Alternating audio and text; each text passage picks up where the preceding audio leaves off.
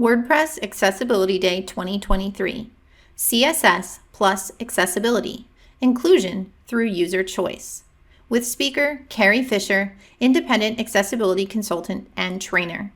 This presentation was recorded on September 27th, 2023. Hello, everybody. Welcome back to WordPress Accessibility Day 2023. I'm Ben Ogilvy, Head of Accessibility at ArcTouch.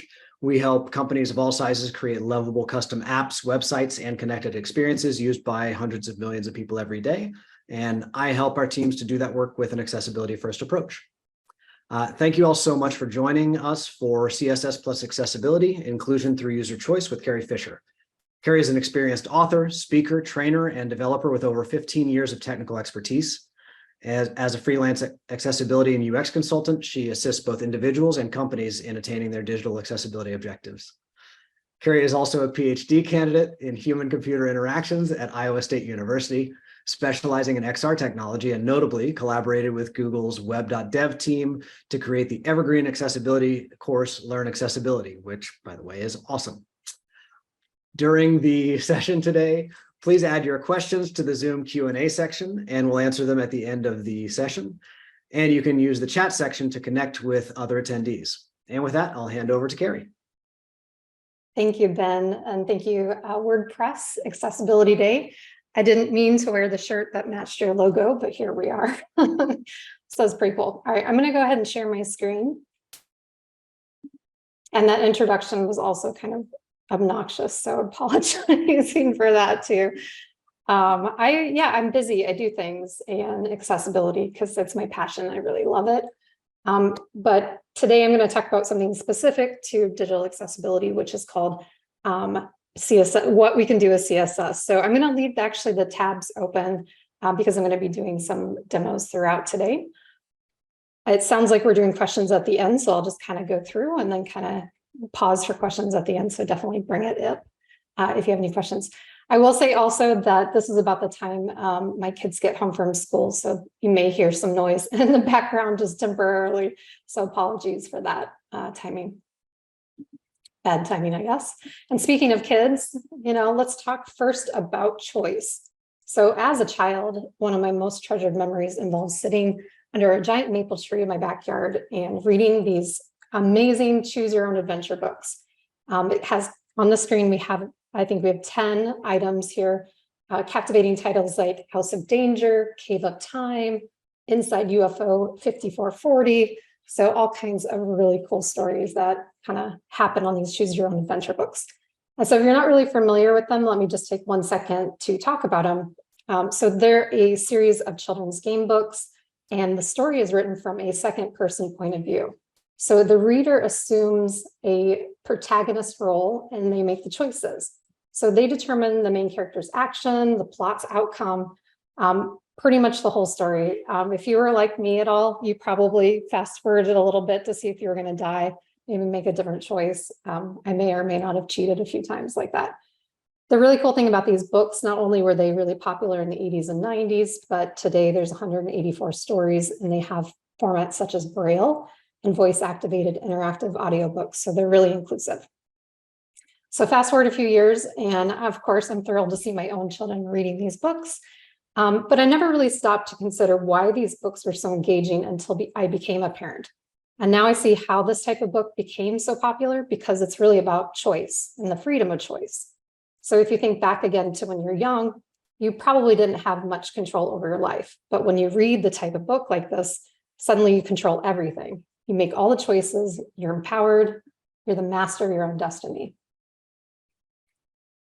So we make a series of choices every day, get up early, work out, and hit the snooze button. I did sleep in today, but I still worked out, so good job, me. Double foam latte or green cafe tea, tabs or spaces. I'm a tabs kind of person.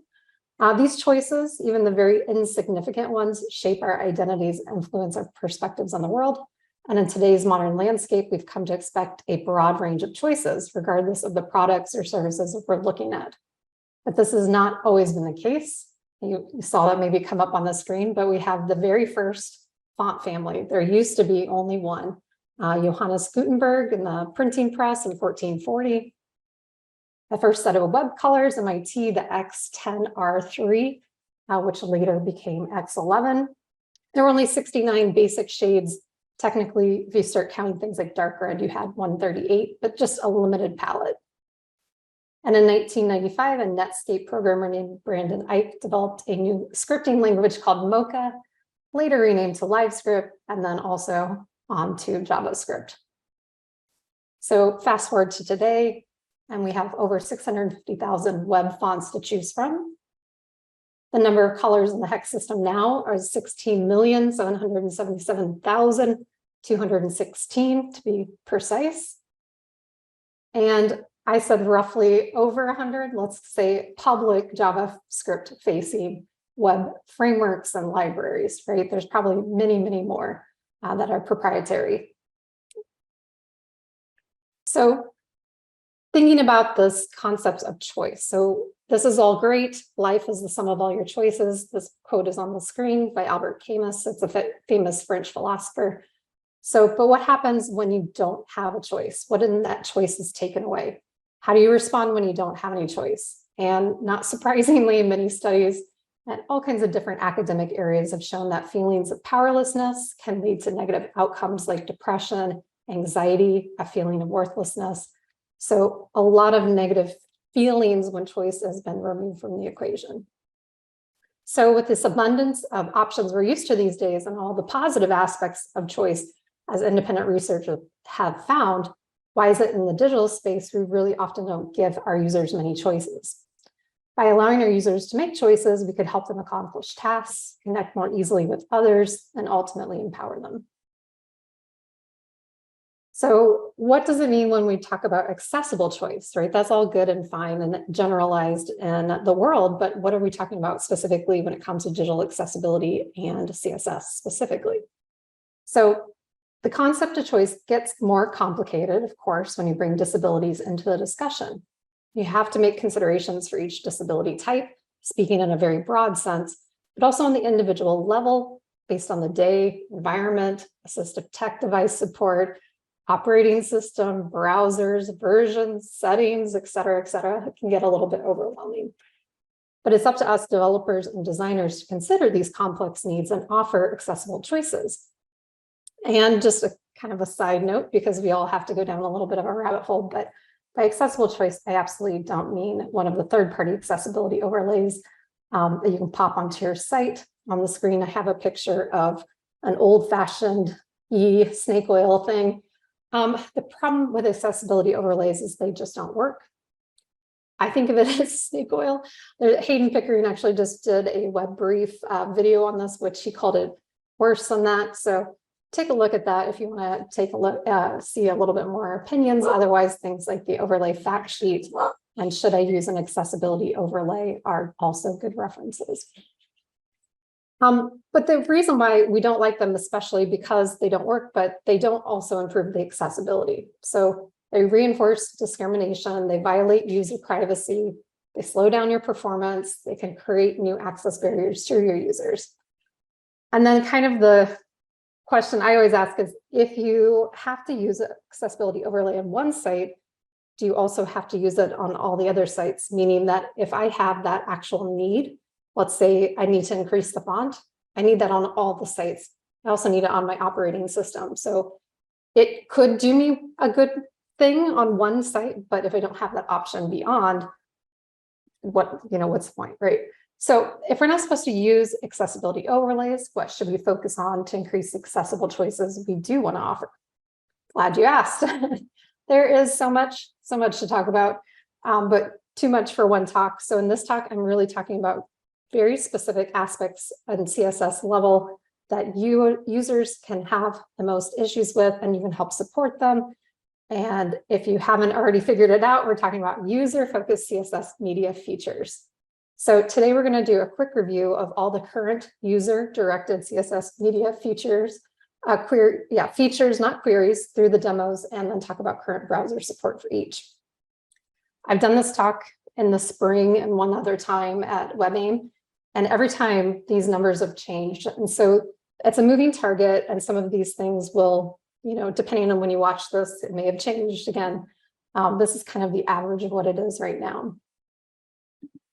All right, so first up, color. So color is the heart of every design, and there are numerous studies and articles showing perception of a brand is tied to its colors. And studies show that up to 90% of Snap judgments about products can be based on color alone. So color is very important. And then when you start to think about things like the 300 million people worldwide who are colorblind, this is a very large area where developers and designers can directly and immediately impact website accessibility. All right, so the first one, I'm easing you into it, is probably one that you've seen before, is the light dark mode. So the prefers color scheme is the CSS media feature that you would be using. The default, there used to be three. There used to be default light and dark. Now the default is the light one. So if you don't have anything, that is your default.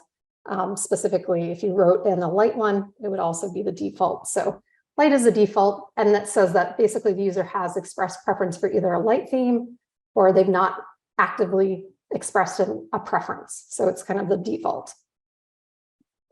Oh, I should have said, sorry, before this too, is that there's some animated GIFs in this presentation in the middle. So if you have any sort of vestibular disabilities or anything related to motion, just keep that in mind. I'll try not to sit on there for too long, as I'm now sitting on there for too long, but there you go.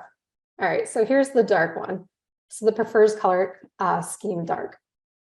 So essentially that's saying that the users expressed a preference for that page as a dark theme. And typically you have that, lighter colors against a darker background.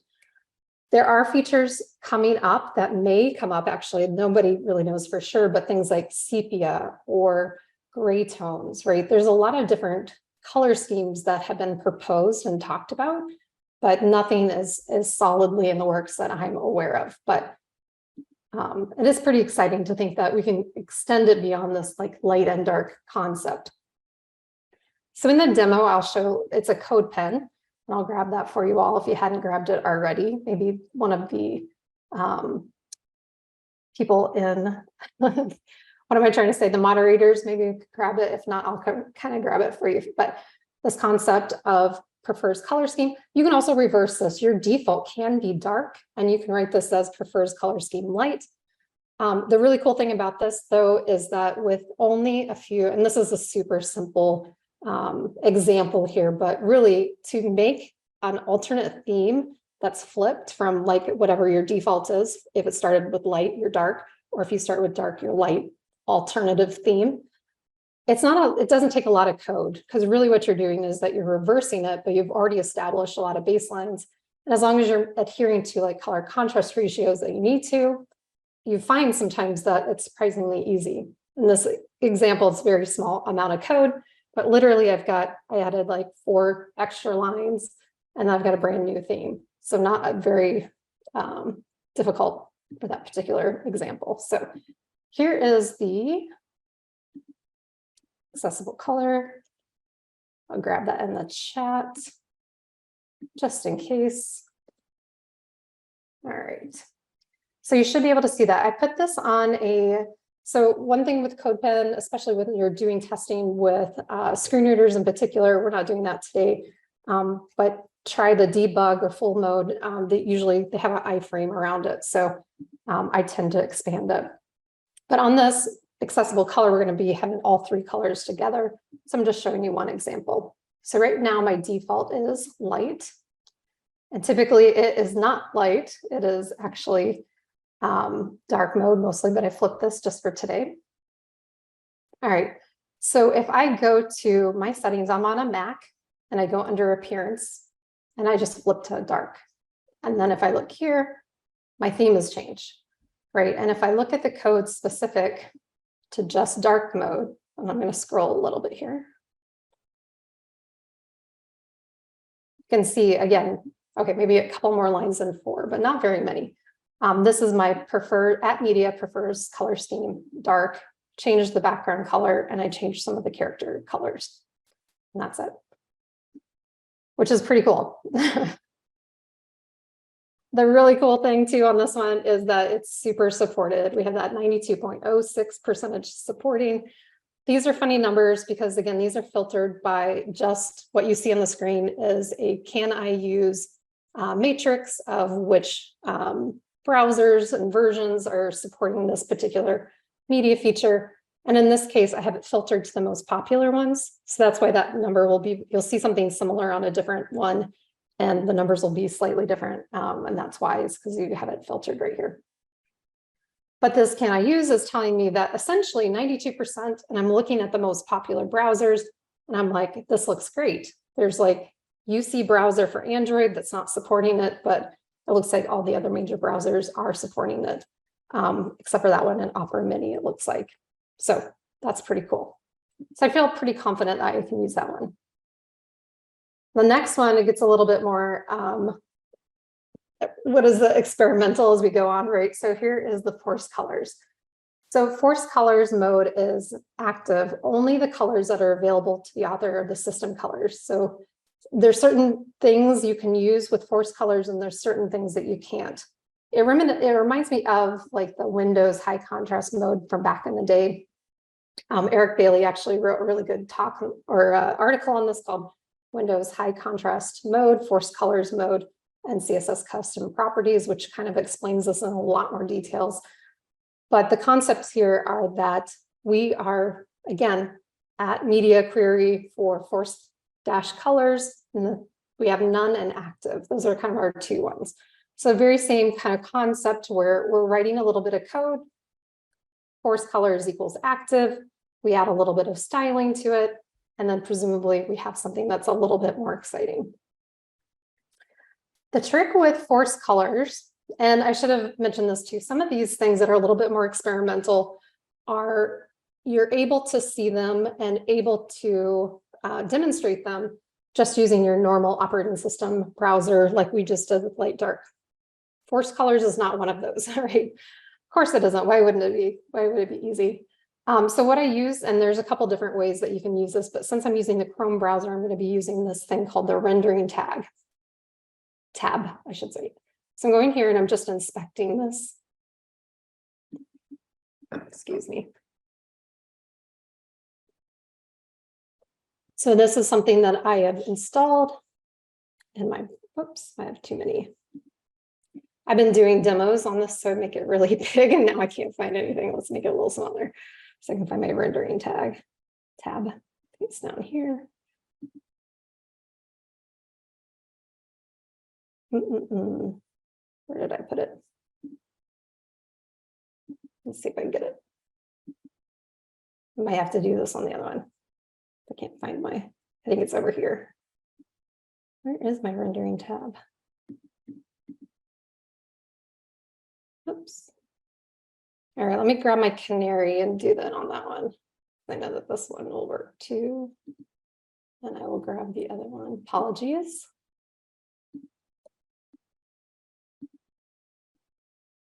That's the same concept of the demo, just the different one here. All right. So my console, sorry, I've been doing a workshop, and so I've been messing with my settings here, but there's a tab that's called rendering. In here in this Chrome browser, and again, there's different ways to do it for who's supporting what particular CSS media feature. But this one, if I scroll down, they have this really cool thing. So this is available on regular Chrome, but I'm just showing it in Canary because I know my settings were set here. So you can say different things, like we saw the light dark, which so I could do that here too, this rendering thing. But then I can also go down to force colors, which is the one I'm looking for today. So the default is none. And then the force colors active will switch it to that yellow background with a bluish text, and the word without is kind of like a cranberry color.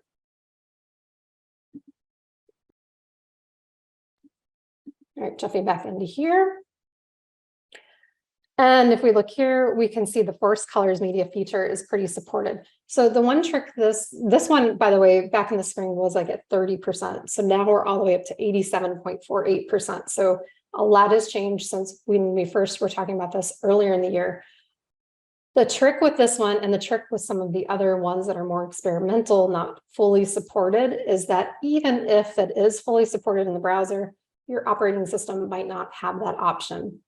When it comes to force colors, Safari does have this as well on force colors too. I believe it's force colors. There you go. So I go to accessibility, I go to display, and then we have some options here like invert colors, and we have some force colors, but not the ones like we would have with the web, with the, what am I trying to say, with the Windows machines in the high contrast mode. And then the way that you can just literally make whatever colors that you want with scheme. So Windows high contrast mode, who knew? Cutting edge, how cutting edge it would be. But essentially it's that one's almost replicating that, that concept of that CSS media feature, I should say. So last one in colors here is called inverted colors. Now this one's very tricky to demonstrate because when you put the filter on, you won't be able to see the change. At least I've been told you don't see the change. You only see it on the operating system, but trust me or play around with it and see it on your own. This one for sure in Safari and Max, we can see, you can apply, you don't need that filter. Unfortunately, the Chrome rendering browser does not have inverted colors as an option, so you might have to do that Safari one. I think Firefox also supports that under an experimental flag.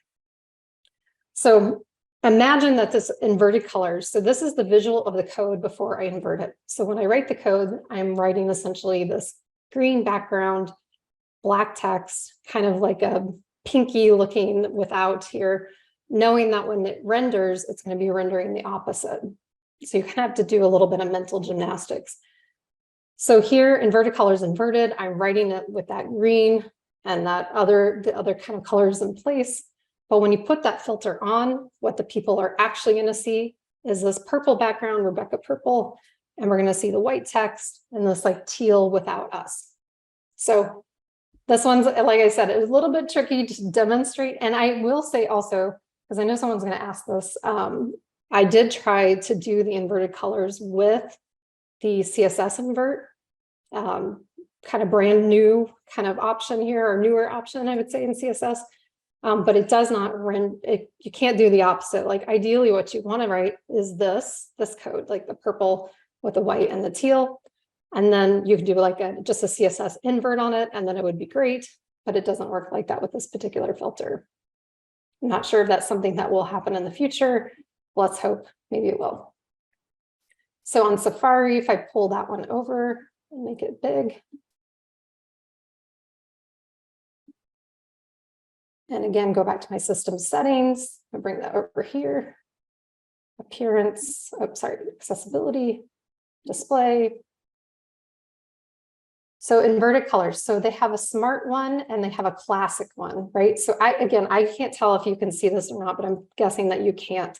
But what I see is the purple. So try it if you have it. If not, Firefox has one behind a flag. And then there's also a classic invert, which I'm not really quite sure how you do that one because it's not related to the CSS media feature that we've been talking about.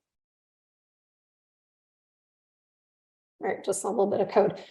So you can see here on the screen, again, this is a can I use matrix? We only have 19.44% supporting this. You can see again, though, that there's a flag under Firefox, so you can experimentally also do that one. So pretty cool, play around with it if you don't have Safari and a Mac, that is another way. So just kind of move on a little bit more here, just I don't want to run out of time. Prefers contrast and prefers reduced transparency. So up next is contrast. Contrast works in tandem with color, of course, to provide visual information to our users. So without that good color contrast levels in place, elements like text, icons, and other important graphics are hard to discern. And this is mostly with people who have low vision that we're most concerned with, but there's other kinds of vision disorders that could benefit from high contrast as well. But older adults, for instance, or people using monochrome displays, users in certain lighting situations. Someone I was talking to the other day said, when would you use a monochrome display? And they came up with the idea like, oh, maybe a Kindle, right? Maybe you have like an e-reader that's connected to the web, right? So that might be a monochrome display situation. All right, so prefers contrast, no preference is the default. On the screen, we have a little bit of a rainbow effect on top of this phrase, some disabilities aren't visible. We have the prefers contrast more and related code. Again, very similar concepts with the light dark, add a little bit of code and we can see a completely different visual. I think some people know about the prefers contrast more because that is a setting. It is on my Mac. I can see that setting and it will increase and it will go with that media feature.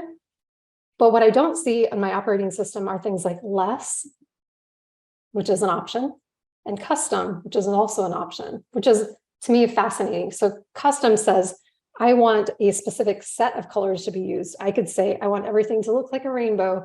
I want everything to look orange, right? Whatever preference I would like, I can indicate to the browser through my operating system settings, this is what I prefer. If you've got that in place, you can serve that up. In this case, we have, again, more specifics around prefers contrast. So if I go to the contrast example, and again, take a look at the code, get into it a little bit deeper. Let's see if I can find the chat there. Chat. I want everything to look like a rainbow. That's the only comment I saw, but yes, that would be pretty awesome existence, wouldn't it? Rainbow bright, all the things. Okay, so debug mode, full view. All right, so here's one of those ones where I'm going to bring up my Carie again, because I'm going to see a lot more options here. So again, on my Mac and using my operating system settings again, I can get here and I can do increase contrast. And when I do that, I'm going to get a visual that looks just like the CSS media feature styling that I applied. But you can see in my settings, at least, I don't have the option for anything beyond increasing the contrast. So what if I wanted less contrast? Maybe my eyes are hurting, or maybe I just prefer, again, the rainbow effect. So I could go up down to my rendering again. All right, so CSS prefers contrast, no emulation. We have the more. The more is subtle. It just gets, the invisible part gets less invisible. We have the less, which all of a sudden I can't see anything, all right? And then we have the custom, which is more of the full rainbow effect. You should play around with this. It's really cool. It's just one of those things that I'm not sure when this will be supported fully in the browser and then the settings, right? So the browsers look like they're doing great, right? They're 90%. They say you can do all these things. But the reality is in my operating system, I can just do more contrast and that's it. And my operating system, yours might be a little bit different. The second one around transparent or around contrast is the reduce transparency reduce. So there's a no preference. Again, I'm not choosing to reduce the transparency. And then I have the option to reduce it. So again, very similar at media, prefers reduce transparency, reduce. And in this case, I just changed the opacity and I just made it a little bit less bright. Not supported at all, 0, sorry about that. I wish it was more supported, but the transparency is not being supported. So I'll do no emulation. And let's get to the transparency one here. Not much happens, just becomes a little bit fuzzier. Let's see if I can make it.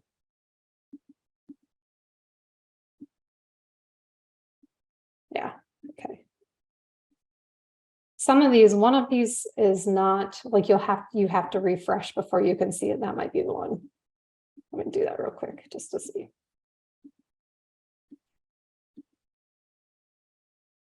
Oh no, I think I closed my folder, my render tab, which is fine. All right, so we'll close that up and we'll see the next one, the next section. All right, so almost done with the motion is the last particular one for the CSS media features. And again, these are all the ones that currently exist. It doesn't mean that there aren't ones coming around the bend or ones that people are thinking about introducing later. But motion, I think, is a really important one. I really love GIFs. I love interactive SVGs. I love watching videos and even those micro movements that you have on websites. But people with visual disabilities like seizure disorders, they might have situational disabilities like poor bandwidth, or I have a migraine that day, right? Whatever reason, I might not want to see this kind of motion, I have the option to turn it off or reduce it. This is a really interesting one. So prefers reduced motion. That might be one that you're pretty familiar with as well. So the default is full motion.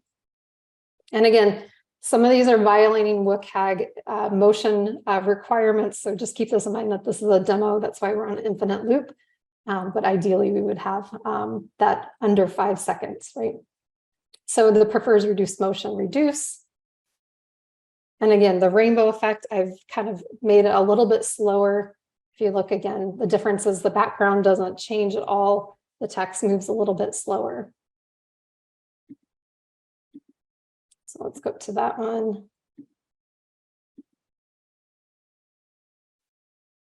Oh, and so I must have my settings still on reduce. So this one is under accessibility, display, reduce motion. So I knew I had it on reduce because it was already started as reduced. All right, so here's our default.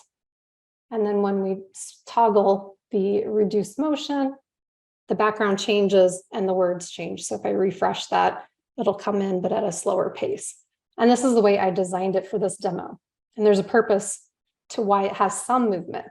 I think the big problem right now with prefers reduced motion is that it's all or nothing, right? And I advocate strongly for this concept of prefers reduced motion should probably be no motion at all, right? Because you don't know how much motion is going to cause someone to have a seizure or a migraine or get nauseous, right? You don't want to elicit any kind of physical reaction from your people in the audience. So prefers reduced motion, reduce. That's what I would suggest right now. But once we get the idea, and this one's full, almost like fully supported, 92.59%. So pretty robust. And right now, so the default have your motion, prefers reduced motion. Let's just take away all motion. But once we get this concept of prefers reduced data, we could have 3 steps in our motion, which would be the default, a reduced one, which has like a little bit of movement, but very small. And then you could use the prefers reduced data to actually remove all the motion together. So this GIF is not broken. It's just a still shot because nothing has happened on the prefers reduced data. So again, very much like other media queries, prefers reduced data, reduce. In this case, I had no animation, nothing is happening. Unfortunately, this is 0 all the way. Tons and tons of flags. That means it's good. It means it's experimental. That means that maybe we'll see it in the future. This one has a wide-ranging abilities beyond how I'm showing this in the accessibility setting, in the sense of bandwidth and conserving data. This will help a lot of people in rural areas or people who don't have plans that support that kind of unlimited data. So lots of really cool stuff coming around the bend. And again, you can do this one on the Carie only. So that's the only one that's only featured right now on Carie, or you can get some behind Edge and obviously Opera. They have some flags there, experimental flags. All right, so just a quick recap. We have the color, prefers reduce, prefers color scheme, forced colors, and inverted colors. We have the contrast, which is prefers contrast and reduced transparency. And motion, we have prefers reduced motion and prefers reduced data. So if you're using none of these things, we're having 0 user choices. You're saying, I know all about your user experience, and I am giving you 0 options, which is, let's face it, most sites that we go to, right? If we incorporate even the 3 that are most supported, so I was kind of counting that as 90% or higher, that gives your users a combination of 16 choices. So it's like an exponential thing because you have multiple choices under each different category. For 2 of the categories, you only have 2 options, but the one for contrast, you have 4. So it equals to your 16 user choices. There's that one that forced colors, it's like at 87%. So in the future, this would be even 32 choices, which is pretty cool. But if we think about the future, we dream about the future with browsers and operating systems and settings are all supporting all of these. We have a staggering 256 options with just adding those. What do we have? 3, 4, 5, 6, 7 media queries, media features. So it's pretty exciting. So lots of different options. And again, there are some things that can conflict, right? But this is minimum. This is minimum if you had each of them, because you can also combine things to create brand new scenarios. So you could have a prefers reduced motion just for light, prefers reduced motion just for dark, right? You can imagine the combinations can extend beyond just those simple ones. So this would be a simple number. So the number really could go on to infinity, if we're being honest. So pretty exciting. I'm excited about it. I hope I got you a little bit excited. Maybe you saw some things that you hadn't seen before. But really this concept of accessibility, digital accessibility sometimes gets a bad rap in our technical digital world, because we talk about, people are worried about beautiful design and cutting edge functionality. But hopefully we saw today that it doesn't have to be the case. You don't have to choose one or the other. You can customize it, offer your users choices to customize their experience and include all those amazing things and cutting edge things you want to think of, but then you're also giving it to them in a responsible way. As professionals in the technology industry, we really should aim to make our digital projects accessible and offer choices to each individual to customize their experience. Our job is to provide options and then let the people choose their own adventure. All right, thanks. Sorry, I was trying to rush through at the end there. Hopefully I gave enough time for Q&A. We're great. We've got 14 minutes. So Awesome. that was awesome. If I had an exploding head emoji, it would be that would be me right now. We've got lots of great questions and good amount of time to tackle them. So one that was actually reopened from a talk a few hours ago because it seemed relevant. Faye asked, is there a specific contrast ratio for too high? I think you kind of touched on that with your prefers contrast less, but I don't know if there's a specific contrast ratio that's kind of regarded as like that's generally accepted as too high contrast for some users. I mean, as long as you're giving options, I say you can go all the way, right? You can do your 21:1, which is your black and white. I will say like a little caveat to this, and this is something that I don't know if somebody asked yet, but if I had a prefers contrast and whatever ratio I had it at, and I'm saying, oh, this is my accessible version, and then my normal default version is not accessible, like it doesn't work that way. Both versions have to be accessible and adhere to your specific WCAG requirements. So whatever it is that you're following, like 2.1, A and AA is typical for most clients that are private entities and things like that, and not in the government space. But I get that question too, like, oh yeah, I'm just gonna make this reduced motion on this side and this is fine. This is all I have to do. It's like, no, you got to do both. So this is not a loophole. And maybe in the future, maybe WCAG will catch up to something like the CSS media features. And they may say, hey, yeah, if you have prefers reduced motion version of this, then you are exempt from the motion in the default state, or who knows what they'll say, but that could be a possibility.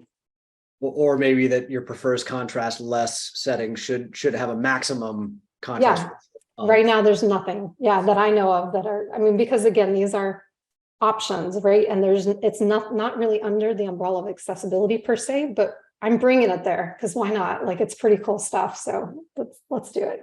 Love it. Jessica asked, are there WordPress themes that you're aware of that offer user choice in light or dark theme out of the box? I would not be able to speak to that, but I feel like there's a lot of smart WordPress people that could. So I'll just default in the chat. Go. Yes, please help me out now.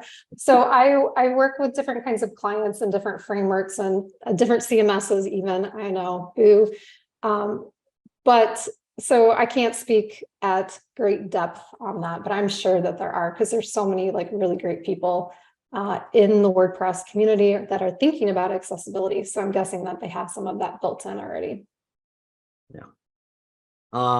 Daniel asked, are there ways to track any of these preferences or settings in Google Analytics version 4?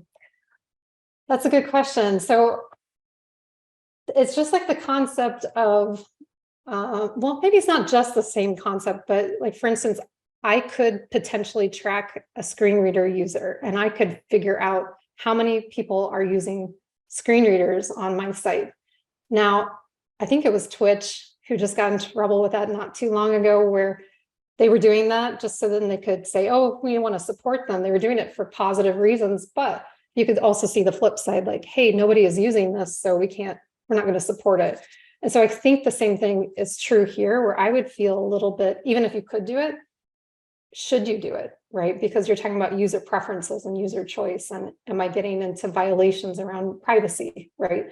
So I would question whether you want to. I think you probably could in some ways find out some of these things because they're browser statistics, and I'm guessing, the Chrome people know, but whether you can find out is a different question. Yeah, could and should are different things sometimes. Definitely.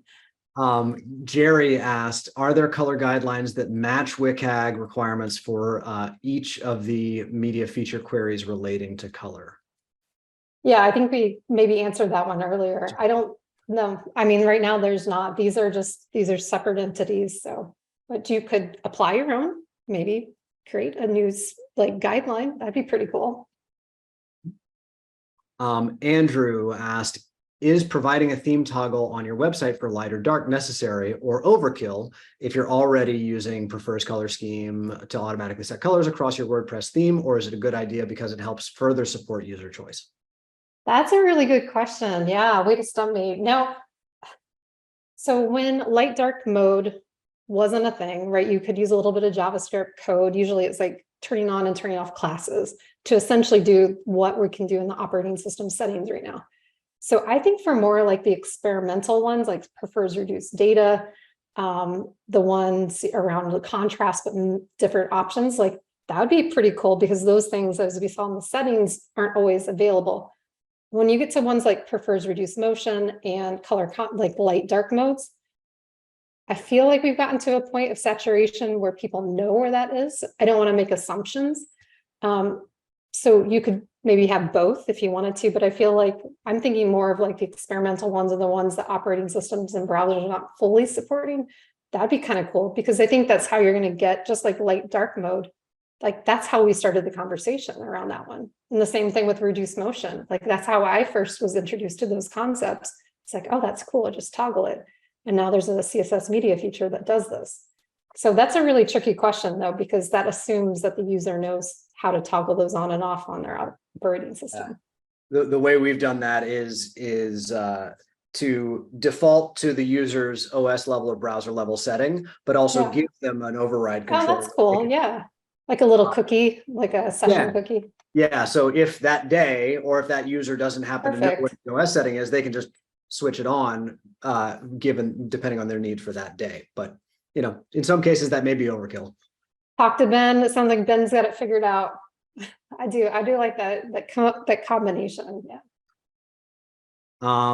Deneb said, great job showing browser support. I'm curious how many people actually know how to edit their setting to choose those adventures. Yeah. And how often those are used. So I guess that's kind of related to. Let's just do shrug emoji.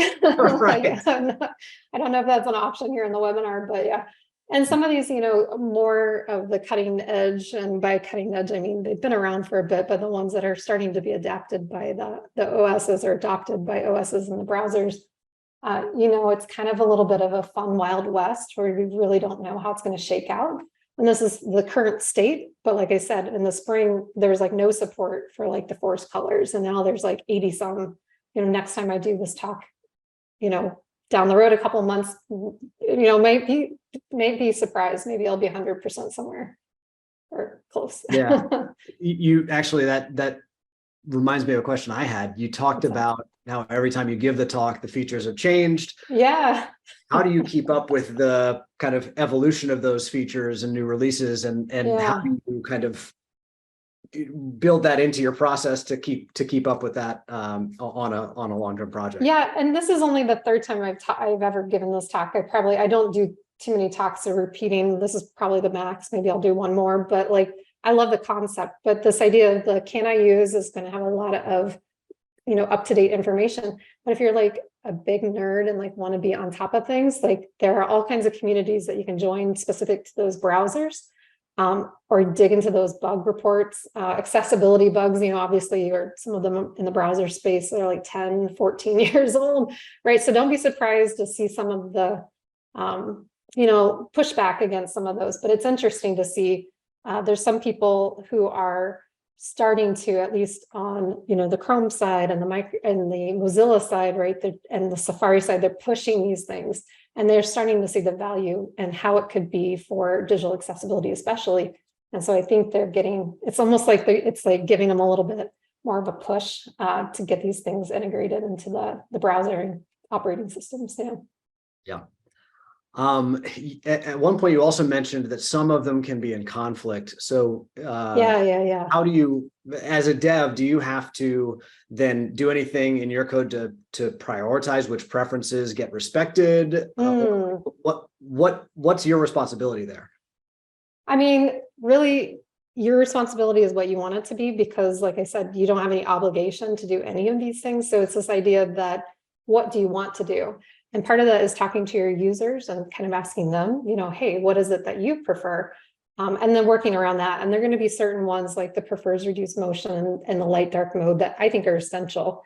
There'll be other ones like the contrast one, more contrast at least, right? So those were the three that I was thinking of as the bare minimum for giving your users those 16 options. But I don't think there's any obligation, right, to anything. So I don't want to say that, but just think of it as fun, right? This is one of those areas where I think we can play, especially when there aren't any hard and fast rules. So as long as you're adhering again to your WCAG success criteria and your levels and all that good stuff, this could be a place to explore those options and think about, how can we make that user experience even greater and more enjoyable and delight, right? Like a real true adventure, not a slog. Like, isn't that the dream? Like you go to a website or a digital native app and you're just like, this is cool. This is awesome. I want to show all my friends.